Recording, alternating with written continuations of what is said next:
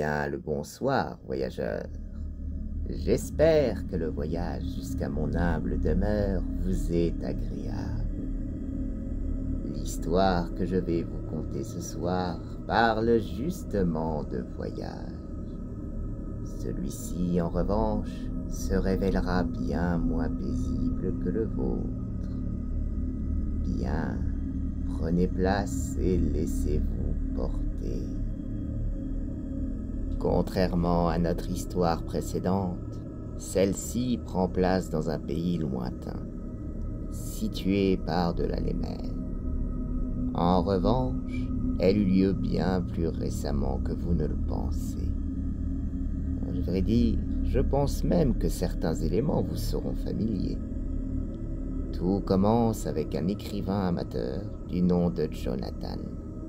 Ce dernier, passionné par son art, n'avait malheureusement jamais réussi à percer. Il avait publié quelques nouvelles dans le journal local, ainsi que dans des magazines spécialisés.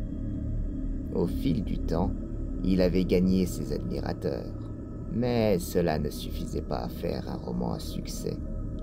Non, pour cela, il avait besoin d'une bonne idée. Il avait besoin d'inspiration. Pour la trouver, un changement d'air semblait s'imposer. Il ne disposait pas d'une grande fortune, vivant principalement de son travail de serveur, ses écrits lui permettant à peine d'arrondir ses finances. Mais c'est tout de même grâce à ces derniers qu'il put mettre de l'argent de côté et pouvait donc envisager de partir un week-end. Oh, que cela allait lui faire du bien de quitter sa grande ville pour quelques jours. Il consulta alors ses livres et ses cartes à la recherche du lieu parfait. Un endroit calme, relativement isolé, disposant d'un cadre naturel inspirant, mais également empreint de mystère. Ses consultations lui firent découvrir une étrange petite ville méconnue, et pourtant si intrigante. Celle-ci, du nom de Holstone, se trouvait au cœur d'une vallée de montagne, proche d'un lac, mais l'attrait principal de cet endroit était l'énorme rocher autour duquel avait été bâtie la ville, et qui lui avait valu son nom. En un mot commençant, il avait trouvé le cadre de ses rêves. Dès le lendemain, il posa congé, emballa ses affaires et sauta dans sa voiture afin de s'y rendre le plus rapidement possible. La découverte de cet endroit avait tant piqué sa curiosité qu'il ne parvenait pas à contenir son excitation. Celle-ci était telle que les quelques heures de route lui semblèrent durer une éternité. Il arriva finalement à Holstone en milieu d'après-midi. Il fut soufflé par la beauté du lieu. C'était une petite ville typique. Pas de gratte-ciel, pas de rues tentaculaires noires de monde. Non, rien de tout cela. La ville se situait au creux de la vallée, recouverte d'une forêt de conifères, créant un air bien plus pur que la métropole dont Jonathan était issu. En quittant son véhicule, notre écrivain amateur prit une grande inspiration, et il se sentit immédiatement revigoré d'un seul coup.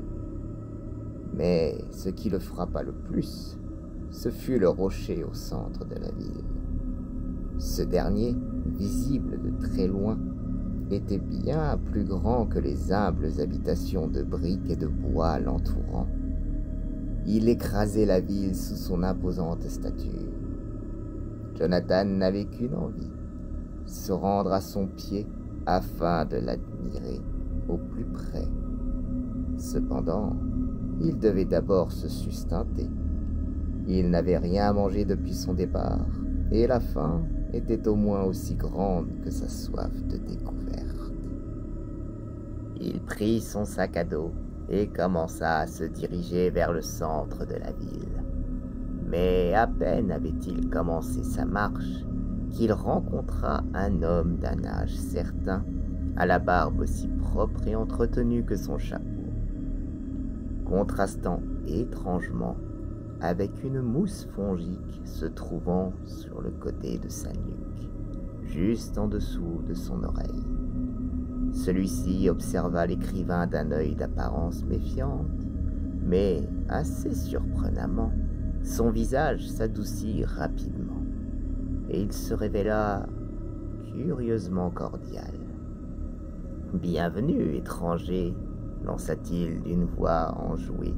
« Vous venez visiter notre havre de paix ?» Jonathan fut surpris par cet accueil chaleureux. Les petites villes isolées au sein des montagnes telles que celle-ci avaient généralement pour réputation d'être assez fermées vis-à-vis des étrangers. Il expliqua rapidement les raisons de sa venue, et le sourire de l'homme s'élargit davantage. « Vous avez fait le bon choix », s'exclama-t-il. « Vous devez absolument voir le cœur de la vallée de plus près. Car oui, dans ce petit coin isolé, l'immense rocher était nommé le cœur de la vallée. » L'habitant poursuivit en lui expliquant que s'il tenait bien, il pourrait certainement visiter la caverne située sous l'imposante roche. En entendant cela, la curiosité de notre cher écrivain ne put que s'accroître. Il écourta donc la conversation et se mit à arpenter la rue principale en quête d'un endroit où il pourrait enfin satisfaire son estomac. Heureusement pour ce dernier, il n'eut pas à chercher bien longtemps. Il tomba sur un diner, ce qui ne manqua pas de le surprendre, mais il ne se posa pas plus de questions et entra. Une fois à l'intérieur, une jeune femme blonde vint à sa rencontre. « Oh, l'étranger! Soyez le bienvenu, lui dit-elle. » Jonathan fut perturbé. Cela ne faisait même pas une demi-heure qu'il était présent. Il n'avait croisé qu'une seule personne, et pourtant, la serveuse l'avait reconnu comme étant l'étranger. Au-delà de ça, la jeune femme arborait exactement la même mousse jaune en dessous de l'oreille. Ignorant de quoi il pouvait bien s'agir, notre ami préféra garder ses distances. Après tout, cela pouvait bien être contagieux. La serveuse le guida jusqu'à une table au milieu de l'établissement, avant de le laisser seul avec un menu. Notre cher écrivain profita de cet instant pour observer les autres clients, et quelle ne fut pas sa surprise de constater que tous avaient la nuque envahie par cette étrange mousse fongique. Les questions commençaient à se bousculer dans sa tête, et peu à peu, une certaine inquiétude gagnait son esprit. Il remarqua également un autre détail troublant. Personne ne se parlait. À vrai dire, il y avait même un silence pesant. Même le jukebox ne fonctionnait pas. La serveuse revint à lui, il passa commande, et tandis qu'il attendait cette dernière, il continua ses observations. Cette fois-ci, il put constater qu'il était constamment observé. Tous les regards n'étaient pas tournés vers lui, mais il y avait toujours au moins une personne qui l'observait. Et dès qu'il le remarquait, celle-ci arrêtait et une autre prenait le relais. Il se dépêcha donc d'engloutir son repas, en ayant au préalable bien pris soin de vérifier que celui-ci ne contenait aucune trace de la mousse. Il mangea dans un silence si soutenu qu'il pouvait entendre ses propres battements de cœur. Une fois cela fait, la serveuse réapparut devant lui afin de s'assurer que notre homme avait passé un agréable moment. Encore une fois, celle-ci se montra particulièrement polie et cordiale. Jonathan lui assura, non sans mentir, que ce fut le cas. « Vous m'envoyez ravi, lui répondit-elle. À présent, vous pouvez vous rendre au cœur de la vallée. » Étrange. Contrairement à sa discussion avec le vieil homme, il était certain de ne pas avoir fait mention de son désir d'aller voir le rocher. Quelque peu perturbé, Il se contenta de répondre qu'il devait tout d'abord trouver un hôtel. La jeune serveuse lui indiqua que l'hôtel de la ville se trouvait justement à proximité du rocher. Elle lui dit également qu'il y serait accueilli de la meilleure des façons. Jonathan la remercia, puis il s'empressa de quitter les lieux. Il retourna à sa voiture afin de prendre sa valise, puis il prit la direction du centre de la ville. En chemin, il fut quelque peu circonspect de constater que les rues étaient aussi silencieuses que le diner. Il ne croisa pas grand monde. Cependant, tous les regards d'un air indéchiffrable se tournaient vers lui. Certes, cela lui parut curieux, voire même étrange, mais après tout, il n'avait jamais quitté sa ville natale. Peut-être était-ce un comportement normal à la campagne. Peut-être n'avait-il pas l'habitude de voir des gens de la grande ville. Il arriva finalement à la place centrale et se retrouva donc enfin face au cœur de la vallée. Il se mit à le contempler et se sentit immédiatement écrasé par son imposante stature. Il était subjugué. Il commença à laisser son esprit divaguer, imaginant les raisons de la présence d'un tel monolithe à cet endroit. C'est alors qu'une voix grave le tira de ses songes. « Ah, l'étranger, vous voilà enfin !» Comme toutes les autres personnes rencontrées jusqu'alors, celle-ci s'exprimait d'une voix cordiale, très amicale même. Jonathan, surpris, fit immédiatement volte-face et se retrouva alors devant un homme mûr et chauve. « Oh, veuillez m'excuser, je n'avais nullement l'intention de vous faire peur. Je souhaitais simplement me présenter. Je suis Monsieur Carver, maire de Oldstone. Ne deviez-vous pas vous rendre à l'hôtel avant d'admirer notre merveille locale ?» La question laissa le citadin sans voix. Ce que Carver ne manqua pas de remarquer. Il s'empressa alors d'ajouter qu'il avait remarqué la valise, et donc il en avait naturellement conclu que le visiteur n'avait pas eu le temps de poser ses affaires. En entendant cela, notre écrivain se détendit, et il remarqua une fois de plus la présence de la mousse jaune, ce qui à ce stade ne le surprenait plus. La seule différence, en revanche, était que cette fois-ci, la mousse remontait même au-dessus de l'oreille.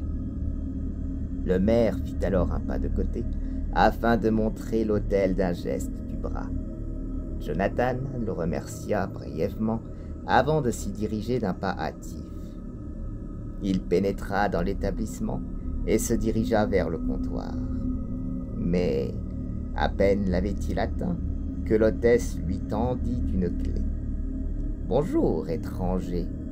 Bienvenue au Deep Lake Hotel. Voici la clé de votre chambre.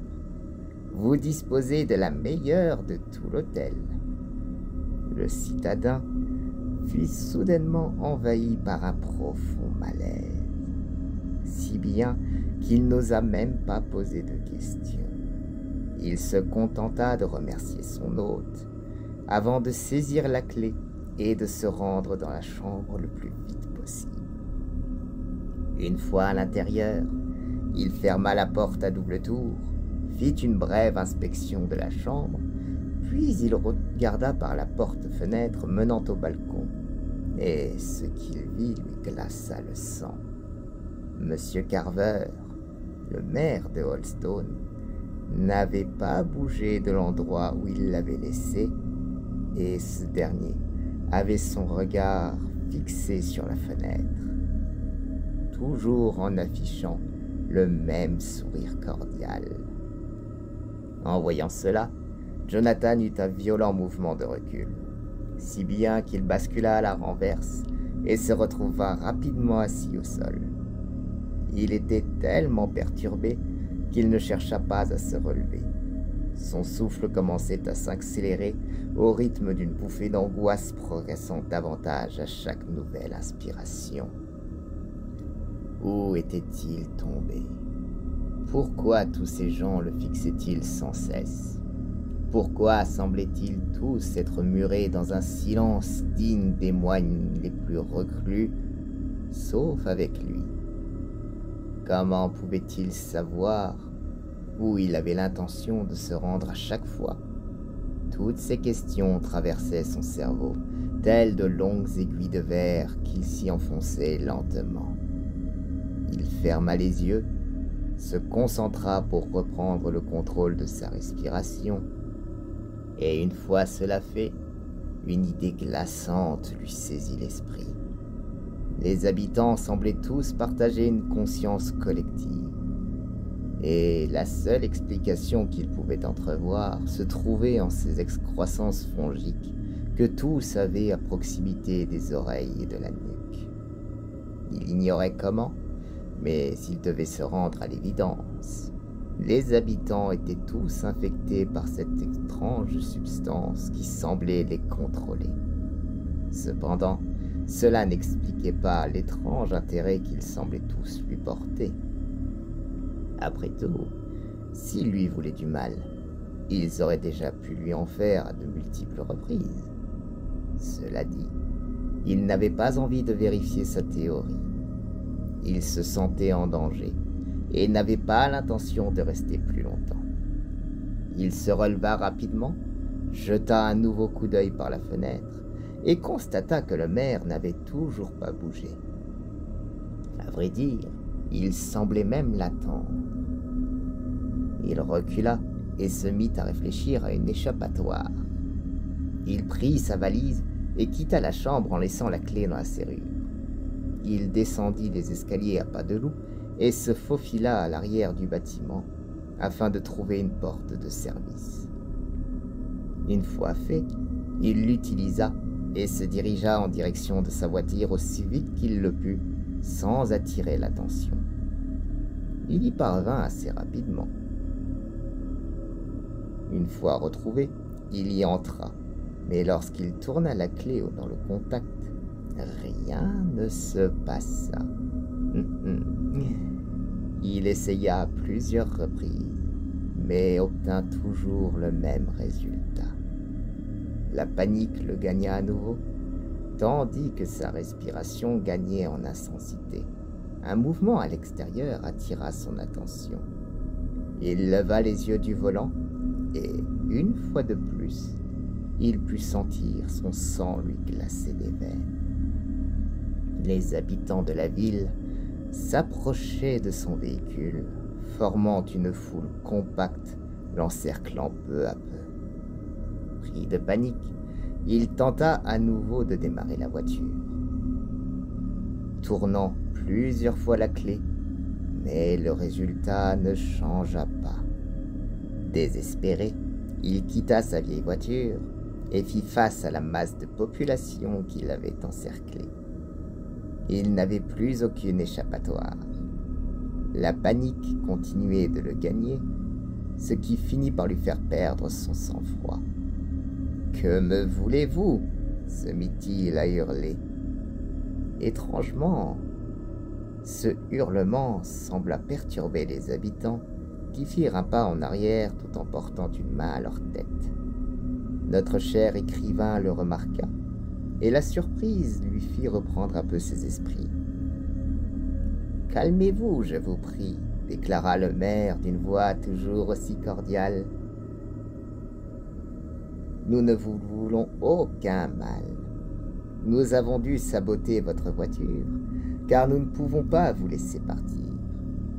Voyez-vous, il vous a choisi. » Jonathan était abasourdi.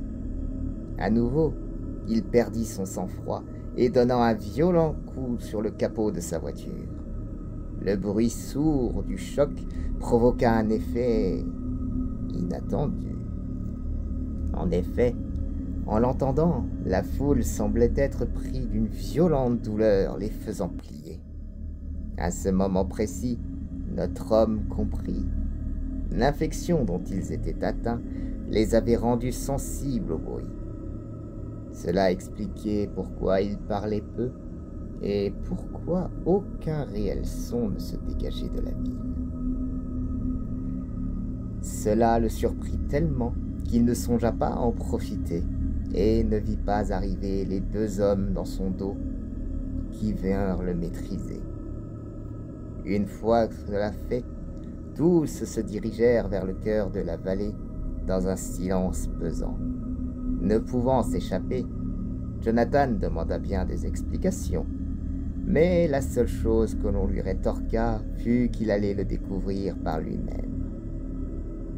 La foule se retrouva rapidement devant l'immense rocher et en fit le tour afin de se retrouver de l'autre côté. Ils pénétrèrent alors dans une petite clairière menant à l'entrée d'une grotte située sous le rocher. Sans ralentir, ils y pénétrèrent. Très vite, la lumière de l'extérieur fut remplacée par celle des torches posées au sol. Puis, au bout de quelques mètres, Jonathan put constater la présence d'un étrange système racinaire fongique au plafond. Ce dernier paraissait être légèrement bioluminescent, baignant le réseau de souterrains d'une agréable lumière jaune. Ils poursuivirent leur marche jusqu'à arriver au centre de la grotte, juste en dessous du cœur du rocher. Et c'est là que notre citadin découvrit la vérité. Un immense système racinaire sortait du plafond avant de s'entremêler jusqu'au sol, formant une sorte de grand arbre fongique. La foule l'y conduit avant de s'éloigner de lui. Seul le maire resta à ses côtés. « Voici le grand arbre, déclara-t-il fièrement. Il vous a choisi. Nous ne sommes que ses humbles hôtes, mais il a besoin d'une incarnation. Il a besoin de son propre corps. C'est pour cela qu'il vous a choisi, pour être son père. » Près d'eux, les racines se démêlèrent et une belle femme sortit de l'arbre. Elle était entièrement nue, mais son corps était envahi par la mousse fongique, recouvrant même ses parties intimes. L'écrivain put alors voir l'étendue de l'infection dans sa totalité. La mousse courait sur la peau en formant un étrange système veineux, pénétrant par endroits sous la peau. En voyant cela, il put sentir la nausée prendre ses tripes. Il commença à protester, mais la jeune femme s'approcha de lui. « Ne t'inquiète pas, nous devons juste nous accoupler, afin que je puisse porter ton enfant, qui sera sa grande incarnation.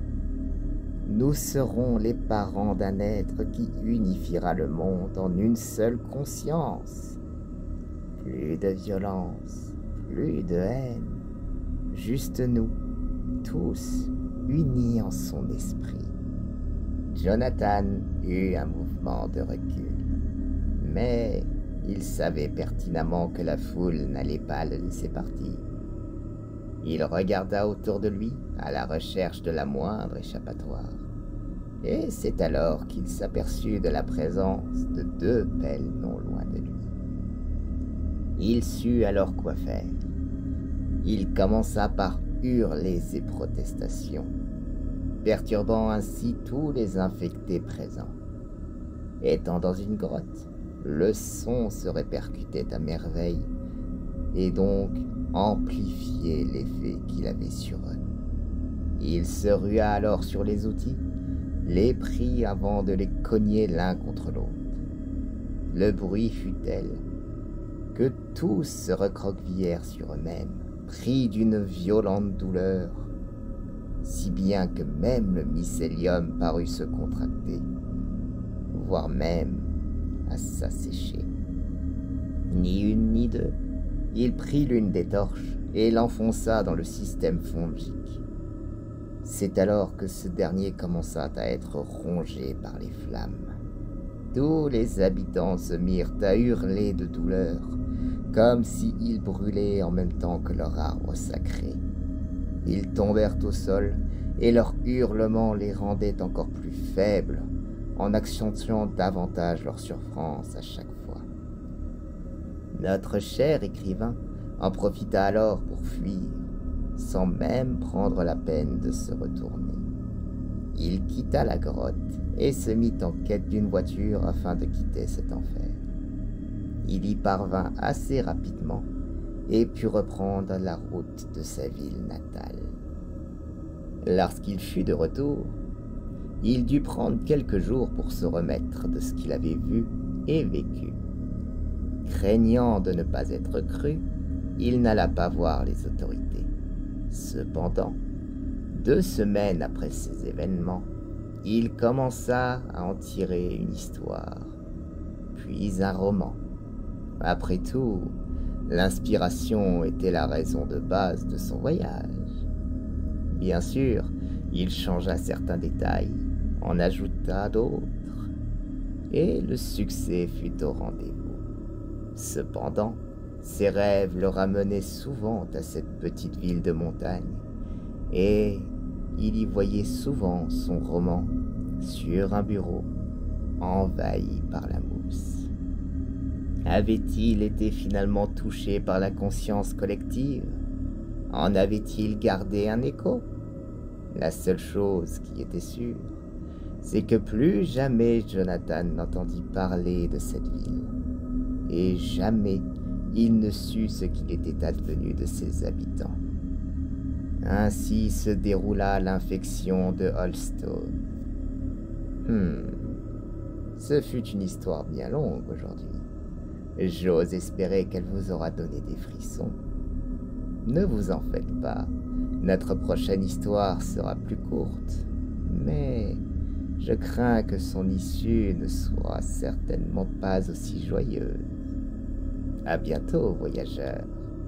Prenez garde à votre prochain voyage, et n'oubliez pas, l'épouvantail aura toujours une histoire pour vous.